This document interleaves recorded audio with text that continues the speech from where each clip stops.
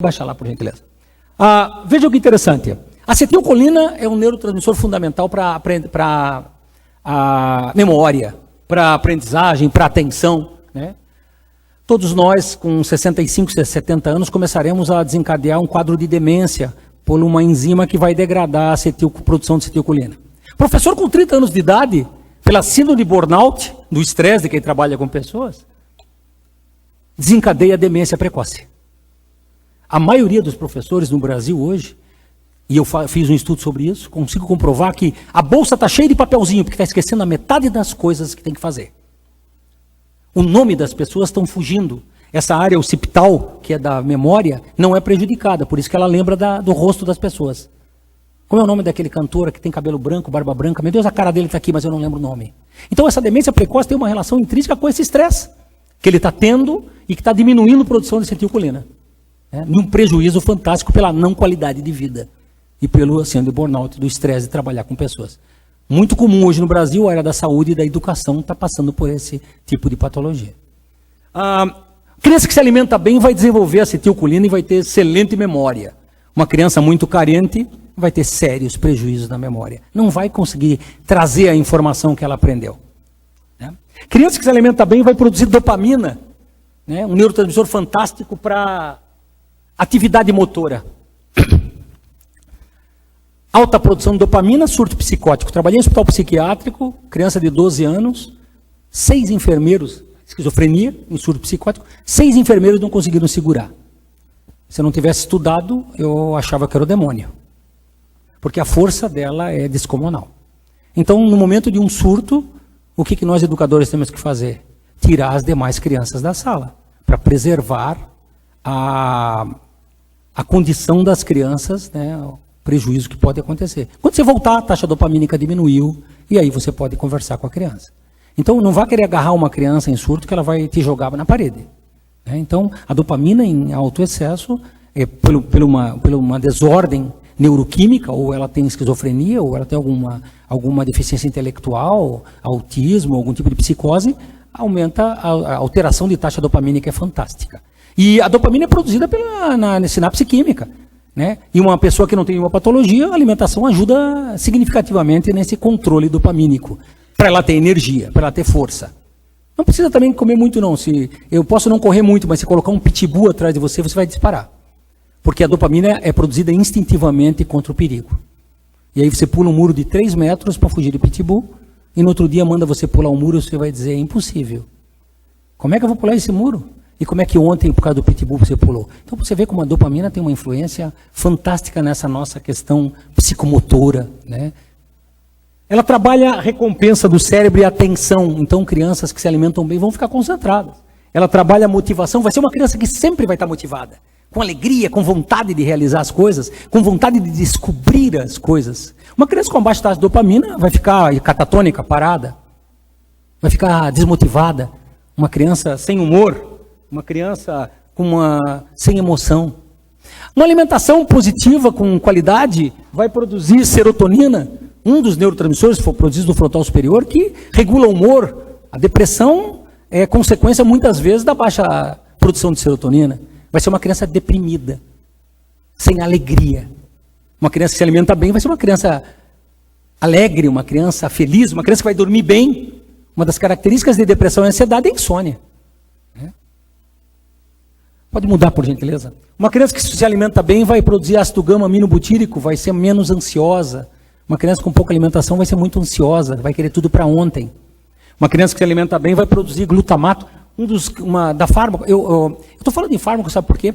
Eu consegui direitos autorais na Biblioteca Nacional de uma disciplina chamada Neuropsicofarmacologia ICID, provando que somente a medicina e a farmácia detinham o poder da fármaco. Mas preocupados com qualidade de vida, com certeza. O neuropsicopedagogo precisa de entender da fármaco para entender a influência que uma fármaco tem na aprendizagem da criança. Uma influência muito grande, mas é enorme. Vou dar um exemplo fantástico, obrigado. Uma criança que convulsiona, que são alterações elétricas no cérebro, e que tem epilepsia, que tem várias convulsões sempre, tem que tomar, no mínimo, um antimaníaco, lá, o Depaquene, Depakote, o carbamazepina, E um ansiolítico, vamos dizer, diazepam. Ela toma um diazepam, porque o diazepam é um ansiolítico, vai aumentar o ácido gama-aminobutírico, ela vai ficar mais calma. Como ele é relaxante muscular, o nosso coração é um músculo, vai impulsionar menos sangue para o cérebro, no sangue está o oxigênio e está a glicose, vai deixar a criança muito mais sonolenta. Com isso vai potencializar menos a célula e a criança vai ter uma energia elétrica cerebral muito mais reduzida. Com isso, ela não vai convulsionar, porque a convulsão é desordem elétrica. Como a eletricidade vai ficar pequena. Só que um simples diazepam vai ter um prejuízo fantástico nessa rapidez de raciocínio. E aonde que essa criança que tem epilepsia vai ter prejuízo? Na matemática. Porque se for em português, geografia e história, ela estuda em casa. A matemática, se ela não se concentrar e não entender, o 1, quando ela for fazer o 2, ela precisa do 1, quando ela precisa fazer o 3, ela precisa do 1 e do 2. Então, eu quis provar para a comunidade, para a Biblioteca Nacional, que nós, educadores, principalmente o neuropsicopedagogo, precisamos entender de fármaco. Porque daí você começa a entender que uma criança que toma um remédio, vai existir alguma alteração no cérebro e que vai haver um prejuízo principalmente nessa questão de ritmo neural. E aí ela vai ter uma dificuldade enorme de entender. Né?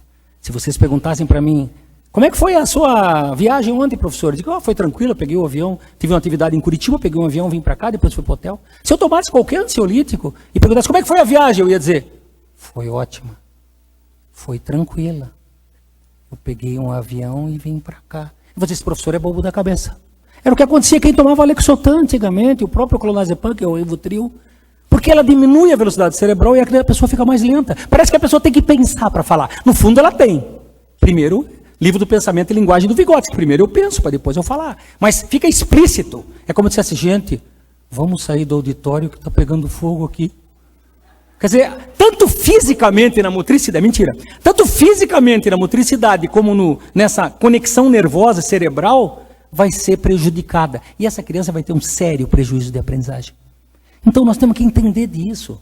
Como é que nós vamos cobrar de uma criança que toma qualquer tipo de remédio, né, se isso vai ter um prejuízo na conexão nervosa? Se eu entendo, eu vou saber como cobrar de uma maneira diferenciada. Se eu não entendo, eu vou ser cruel com a criança. Eu vou ser cruel. E é isso que às vezes acontece. Bem, vamos lá, continuando. Então, dopamina, noradrenalina, que regula o humor, emoção física, e endorfina, que trabalha esse bem-estar, esse conforto. Então, vocês entenderam que uma criança carente, muito pobre, uma criança com uma precariedade muito grande em relação a essa condição, ela vai ser uma criança, infelizmente, com problemas de aprendizagem. Tá? Então, nós temos que entender. Agora, o que eu tenho que fazer? Claro, eu não vou abandonar. Essas crianças eu tenho que trazer coisas palpáveis. Coisas visuais, coisas concretas, porque o conhecimento e a atenção dela vai ser muito mais fácil do que eu falar de coisas abstratas, subjetividade, energia nuclear. Vai ter uma dificuldade gigante para essa criança. Tá? Nós sabemos que se ela teve esse prejuízo, depois de grandes estimulações, ela vai criar novas redes neurais, mas os neurônios prejudicados, esses são prejudicados. Então ela vai ser limitada, ela vai ter sua potencialidade, claro que vai. Hoje nós sabemos com a neuroplasticidade cerebral que ela vai criar novas redes neurais e vai ter se potencializada. Só que ela vai ter um prejuízo inicial de muitas coisas que eram importantíssimas para a vida e para que ela entendesse. Bem, vamos lá, continuando. Tá. Não, mas agora falta pouco. Neurociência e educação. Quando nós falamos de neuropsicopedagogia, nós temos que saber que a aplicação de uma rotina necessária de alimento, amenização e de sono consolidam essas novas memórias da criança. Então, conseguimos entender que são duas coisas fundamentais. O sono para a criança e uma rotina. Informações armazenadas são objeto de uma consolidação variável em virtude da importância emocional. Professores, nós temos que trabalhar o que mexe com a emoção de uma criança. O que ela tem prazer. Quando nós trabalhamos o prazer dela e a emoção, ela vai criar muito mais redes neurais e ela vai fixar muito mais atenção. O grande exemplo somos nós. A gente trabalha manhã, tarde e noite, cansadíssimo. Mesmo louco para dormir meia-noite, eu tenho certeza que tem gente aqui, meia-noite e meia, olhando o feed de notícia no Face. No outro dia até se arrepende, diz, meu Deus, por que fui não dormir mais cedo? Mas sabe por quê? Porque gera prazer para a gente. E quando gera prazer para a gente faz. Então vamos entender uma coisa importante, quando trabalhamos o prazer, quando trabalhamos essa recompensa com o aluno, o elogio com o aluno, quando trabalhamos essa questão da emoção dele, ele vai realizar com certeza. Outra coisa, essa questão, a aprendizagem aumenta o número de sinapses por neurônio. Quanto mais nós aprendemos coisas, mais redes neurais criamos e mais sinapses estamos realizando. Falei para vocês que nós nascemos com bilhões de neurônios, e cada neurônio tem capacidade de fazer aproximadamente 10 mil sinapses. Então vejam quantas sinapses nós podemos fazer com novas aprendizagens. A educação musical promove um desenvolvimento de diversas habilidades cognitivas, como atenção e memória. Por que atenção e memória? Lembra lá do sistema límbico? Trabalha a música, trabalha a emoção. Trabalhando a emoção, automaticamente eu estou trabalhando memorização. Tá? Habilidade da leitura, habilidades visoespaciais. Vejam a leitura como questão fundamental.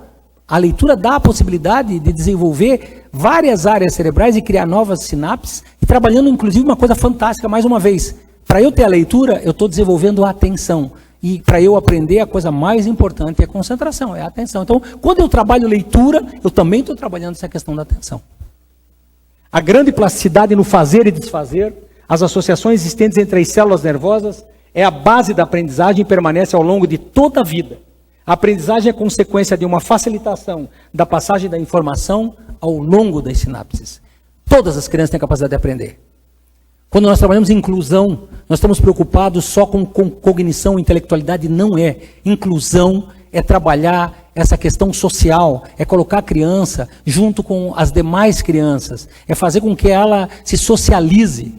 Eu vejo assim, uma criança com maior debilidade que ela possa ter, maior prejuízo intelectual que ela possa ter, mas se ela apertar no micro-ondas e botar um saco de pipoca e apertar pipoca e comer sozinha, isso é inclusão.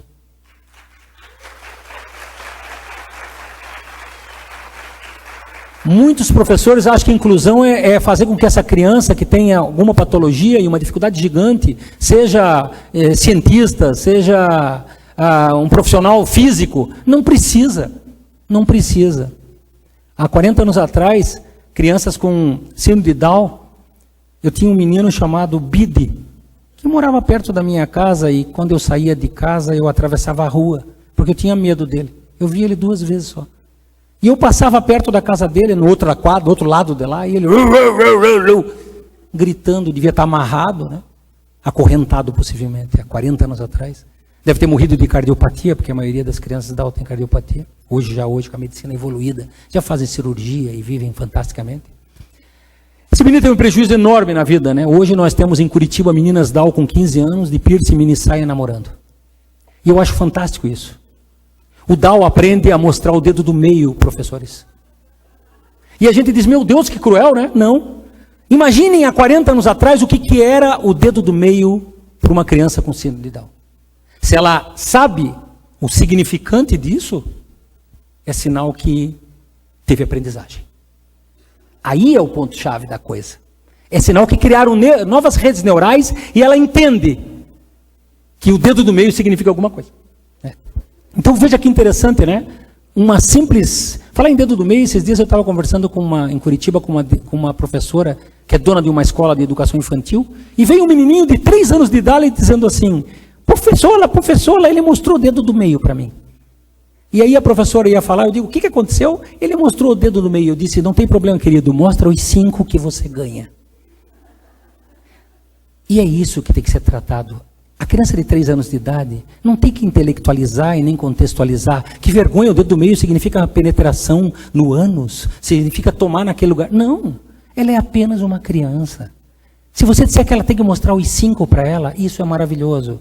Essa infantilidade tem que ser preservada. Nós não. Nós estamos preocupados em intelectualizar uma criança de 3 anos que não tem ainda nenhuma capacidade, nenhuma maturidade, nenhuma maturação, nem neurológica, nem emocional, né? Que nem está puxando uma cortina e dizer, cuidado, vai cair na tua cabeça. Ela não tem maturidade hipotética, dedutiva, que nem dizer, cuidado, vai se queimar. O que é queimar para uma criança de 1 ano? Um choque. Né? Aproxima a mão dela do forno e ela vai entender que o calor pode dar uma bolha, mas não gritar, porque a criança é muito inteligente. A criança está com 1 ano de idade, engatinhando com um grampinho na mão, na frente da tomada, dizendo, não nenê, não nenê, não nenê. porque ela sabe que não pode, né? E ela vai aprender, né, com o tempo, mas ela não tem maturidade para entender ainda. É isso que nós temos que entender. Bem, vamos lá. A grande plasticidade no fazer e desfazer, associação existente entre essas células nervosas. A aprendizagem é a consequência de uma facilitação de passagem, formação ao longo de sinapses. Vamos lá, outra. Quando o professor possui uma visão dinâmica da inteligência, ele acredita que todos os seus alunos podem aprender. A aprendizagem da leitura modifica permanentemente o cérebro, fazendo com que ele reaja de forma diferente, não só aos estímulos linguísticos visuais, mas também a forma de processar a própria linguagem falada. No processo da leitura, há também a mobilização da atenção. Próximo. O processo de recompensa, como eu falei, vamos elogiar novamente. Os neurônios dessa área também se conectam com o córtex frontal, amígdala e hipocampo. Essas áreas estão envolvidas no processamento da intelectualidade cognitivo, com uma emoção e a memória, respectivamente. Há uma relação intrínseca entre a recompensa e os processos de relacionamento da memória, do comportamento humano e da aprendizagem. Para finalizar, a neuroplasticidade cerebral, vejam só, vejam que lindo, né? A criança nasce com 1 bilhão de neurônios e ela vai eliminando a poda sináptica, ela vai aprendendo e eliminando sinapses primeiro, né? Que não é tão importante para nós, mas na primeira infância é importantíssimo. Eliminar sinapses desnecessárias, né? Você diz, olha, professor, eu vou para casa e é 1 quilômetro que eu uso para ir para casa. Ah, mas tem uma rodovia nova aqui que o senhor leva 500 metros. Eu nunca mais vou andar 1 quilômetro. Se eu posso ir a 500 metros, isso é poda sináptica, sinaptogênese. Eu estou eliminando sinapses desnecessárias. E a criança faz muito isso. Ela nasce com aqueles bilhões de neurônios e vão selecionando. Isso é um tipo de neuroplasticidade, né? Então, no início, ela vai eliminando sinapses que são desnecessárias para a vida. A neuroplasticidade é um dos fatores mais importantes para a aprendizagem. É um processo dinâmico, altamente flexível, que depende tanto da característica inata da criança, quanto da quantidade e muito mais da qualidade de estímulos que a criança recebe. Isso é interessante, né? Agora, para fundamentar, ela pode nascer com todo o potencial inato, mas se nós não tivermos a possibilidade de oportunizá-la com um estímulo, uma excelente alimentação e esse ambiente rico, ela não vai ter desenvolvimento nenhum. Quem nos mostra isso na comunidade científica foram as meninas lobo. As meninas lobo, não existia nenhuma patologia na área de Broca, não existia nenhuma degeneração. Elas estavam preservadíssimas, mas elas não falavam, porque nunca foram estimuladas. Elas não andavam, porque nunca foram estimuladas. Então, quer dizer, entendam que a criança nasce com todo esse potencial. Ela nasce pronta e predisposta, mas depende de nós, principalmente educadores, da mãe, da família e de nós educadores nesse desenvolvimento. Para fechar, eu quero só colocar mais um dito do Walt Disney que eu acho lindo. O Walt Disney diz assim que nós não precisamos ser o melhor, mas se nós dermos o melhor de nós, nós revolucionamos. Muito obrigado.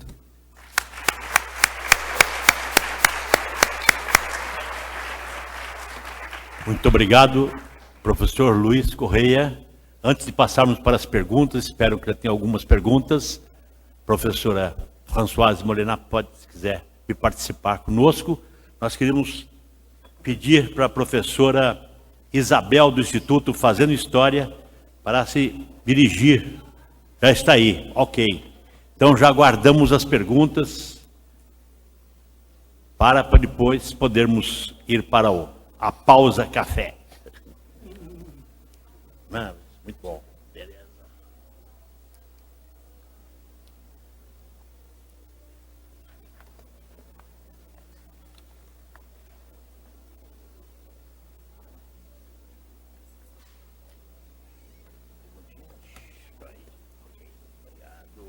Obrigado. Ixi, não falo para que os orientar sobre o tempo, o uso da tecnologia e seu dia a dia. Bem, acho que mais para o professor Luiz Correia, como os pais devem orientar seus filhos em relação ao tempo ou uso da tecnologia em seu dia a dia? Olha, bem, é muito pertinente a pergunta, porque hoje nós estamos achando que é estimular, mas o importante é a qualidade do estímulo e não a quantidade. Vou dar um exemplo fantástico. Eu gosto de melancia. Se eu comer uma inteira, vai fazer mal. Então, o que tem que fazer? A tecnologia, não podemos fugir da tecnologia. A minha filha de 4 anos, que vai fazer 5 anos amanhã, e eu estou aqui em Brasília, vou ficar até a segunda. É cruel, né? Mas não faz mal. A minha filha de 4 anos, que daqui a pouco vai fazer 5, tem um tablet. Tem um tablet. Só que toda noite eu ligo para ela, eu tenho um smartphone hoje no vídeo chamada, e ela, quando eu dou boa noite para ela, ela põe a mão na tela e diz, bença pai. Então, não é porque existe a tecnologia que eu tenho que acabar com a educação e com valores. Eu acho que nós temos que saber limitar. Não podemos retirar totalmente a tecnologia, mas também não podemos deixar os valores alheios, e é isso que está acontecendo. Nós estamos trocando ou estamos perdendo uma coisa importantíssima na vida que chama-se equilíbrio. Tudo que é fora do equilíbrio é patológico. Então, a tecnologia existe, mas a questão do carinho, do afeto e do colo tem que ser preservada. Ok, obrigado. Uma outra pergunta. Professor Luiz, parabéns pelo conhecimento e pela objetividade da fala. Qual a importância da estimulação precoce a crianças de 0 a 3 anos? Tem uma observação, eu gostaria que o governo do DF estivesse aqui e as escolas particulares também, para entenderem o que é a educação. Obrigada pela palestra. Perfeito, claro que é importantíssimo.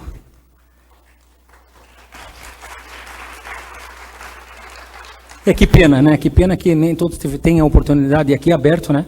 A população é a convite, mas não faz mal. Nós estamos plantando essa semente. Eu acho que se cada um fizer a sua parte, como eu disse, então não tem que ser o melhor. Mas se agora quem está aqui der o melhor de si na escola, eu acho que melhora bastante. Isso que é importante. E mais uma vez eu quero dizer, eu sou pedagogo com muito orgulho há 38 anos, tá? E eu luto por essa causa.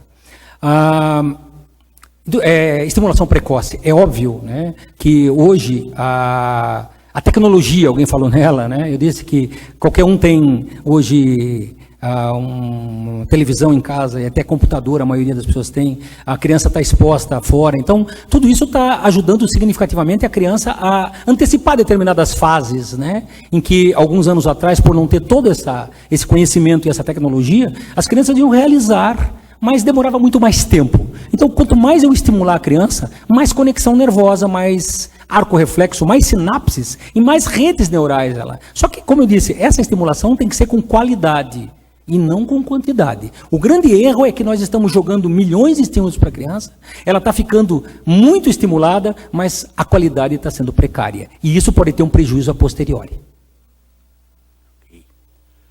Só queria dizer uma coisa, claro, a propósito disso, porque acho que houve muita confusão e nós ficamos um pouco, na nossa prática pediátrica, da estimulação precoce.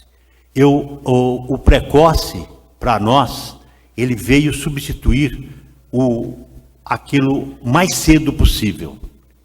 E precoce, o nome está dizendo, é uma coisa que está cozinhar antes, né? Então, nós resolvemos falar para todos, é uma estimulação oportuna. Precoce, né? Se você for, não, a criança é precoce, então ele fez antes da hora. Ele vai fazer na hora. E quando começou, bom, então você vai estimular. Aí a gente passou até para superestimulação. E nós vimos em consultório muito prejuízo e muitas pessoas entrou na onda da estimulação precoce, né? A estimulação, ela não precisa ser nem pouco precoce, é uma estimulação oportuna. Desculpe a intervenção. Não, é contribuição, perfeito. É isso. Mais uma pergunta para o professor. Se a merenda escolar for servida no início do período de aula, isso ajudaria as crianças que têm dificuldade de aprendizagem por causa de alimentação ruim? O prejuízo causado pode ser sanado? Eu vou dizer assim, na realidade, eu não posso dizer que vai ajudar em toda a aprendizagem da criança. Só que vai auxiliar muito, né? Porque, imagina, uma criança que vai para a escola sem comer, em Curitiba eles dão muitas escolas às 7 e depois complementam no intervalo às 10.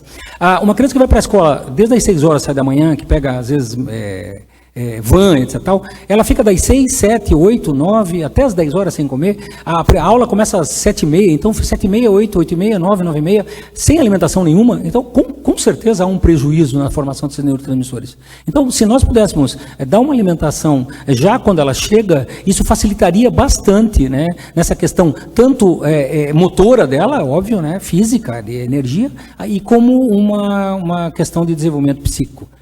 Então, realmente, se as escolas começassem a perceber a importância de alimentar essa criança já no início, dando um café da manhã para elas, facilitaria muito a posteriori todo esse desenvolvimento dela.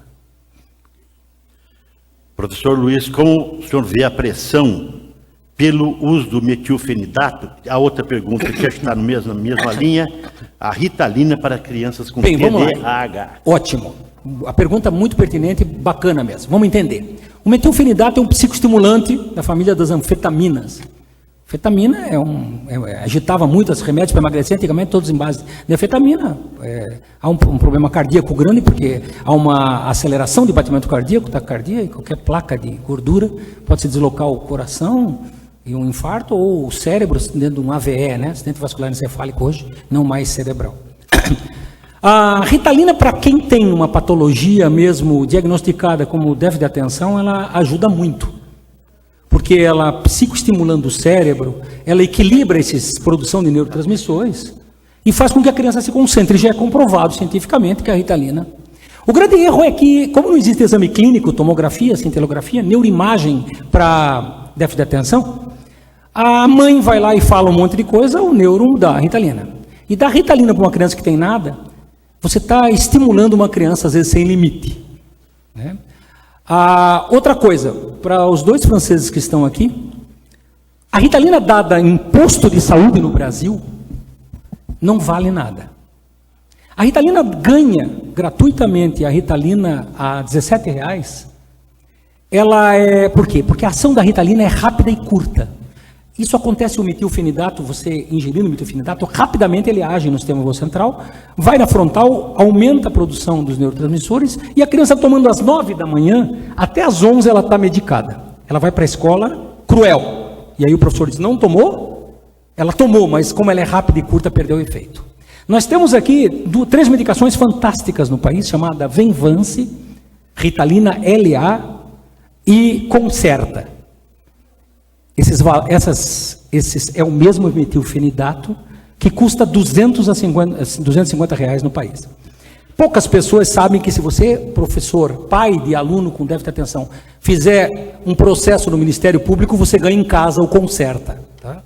É o mesmo metilfenidato, só que o laboratório conseguiu desenvolver na cápsula uma dissolução gradativa de hora em hora. Então você só toma um Venvance ou um Concerta de manhã, às 9, às 10, às 11, ao meio-dia, 1, 2, 3, 4, 5, 6, o teu filho está medicado. Só que ele é R$200 a R$250. A ganha no posto não adianta nada. Essa Ritalina é rápida e curta. Então, a Ritalina usada de maneira eficaz, com uma criança que tem déficit de atenção, tem hiperatividade ou tem TDAH, ela já é comprovada que ela ajuda muito. Tomar Ritalina para estudar é fria. Não existe remédio para memória. O cara que descobrir esse remédio fica bilionário, né? Eu estudo hoje, semana que vem eu tenho uma prova, tomo um remedinho e lembro tudo. Isso não existe. Né? Remédio para memória é rotina e ter uma noite de sono legal. A Ritalina aumenta os neurotransmissores da acetilcolina. Só que mexer em neurotransmissores equilibrados pode desequilibrar para o resto da vida. E tem pessoas aí estudando para passar em concurso tomando Ritalina. Aí ficaria muito fácil, né? Todos que tomaram Ritalina passaram. Então tinha 100 vagas, 1000 tomaram Ritalina. Como é que ia inventar 1000 pessoas passar se só tem isso aí?